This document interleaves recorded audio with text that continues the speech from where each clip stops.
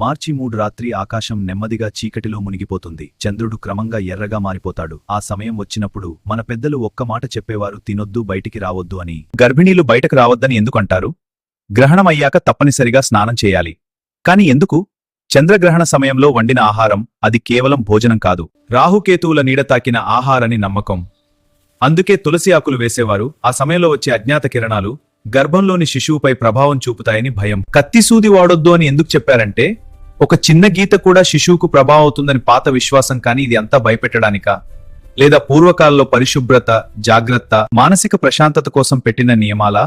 గ్రహణం అయ్యాక ఎందుకు స్నానం చేయాలి? అది కేవలం నీళ్లతో శరీరం శుభ్రం చేయడం కాదు, ఒక అశుభ సమయం ముగిసింది అని మనసుకు చెప్పే సంకేతం. మీరు ఇది ఒక అందమైన బ్లడ్ మూన్ అని అనుకుంటారు, కానీ మన సంస్కృతిలో ఇది జపం, ధ్యానం, శుద్ధి చేసే సమయం. ఇప్పుడో ప్రశ్న, మన పెద్దలు అలా చెప్పింది లేక జ్ఞానం వల్లనా? సమాధానం మీ ఆలోచనలోనే ఉంది. ఈ చంద్రగ్రహణ సమయంలో మీరు ఏ నియమాలు పాటిస్తారు? మీ ఇంట్లో ప్రత్యేక ఆచారం ఏదైనా ఉందా? కామెంట్లో రాయండి. ఇలాంటి భక్తి రహస్యాల కోసం సబ్స్క్రైబ్ చేయడం మర్చిపోవద్దు.